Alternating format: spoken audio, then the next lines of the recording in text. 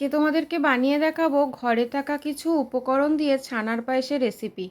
যদি ঘরে থাকে দুধ তাহলেই কিন্তু তোমরা এই ছানার পায়েসটি বানিয়ে নিতে পারবে। ছোট বাচ্চারা কিন্তু খুব পছন্দ করে এই ছানার পায়েস। দেখো, প্রথমেই 500 দুধের ছানা কাটিয়ে নিয়েছি, আর অল্প একটু 1 চামচ মতন ময়দা দিয়ে আমি একটু ভালো করে মেখে নিলাম। হাতে ঘি মাখিয়ে গোল গোল বলের শেপ দিয়ে নেব। বেশি কিন্তু ময়দা দেবে না, তাহলে শক্ত হয়ে যাবে। একদম অল্প 1 চামচ মতন ময়দা দেবে। গ্যাস অন করে কড়াই বসিয়ে দিয়েছি। এতে 1 প্যাকেট দুধ দেব।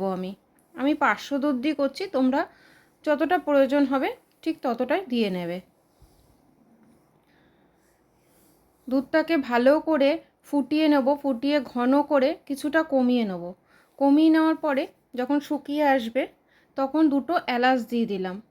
তারপর পরিমাণ মতন চিনি দেব।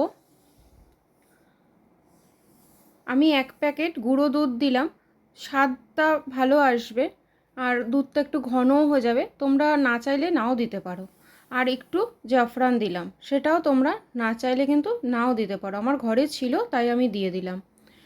তারপরেই দেখো, আস্তে আস্তে করে একটা একটা করে বল কিন্তু ছানার যে বলগুলো বানিয়ে রেখেছিলাম সেটাকে দিয়ে দিলাম। দিয়ে এবার ভালো করে নাড়িয়ে ফুটিয়ে নেব।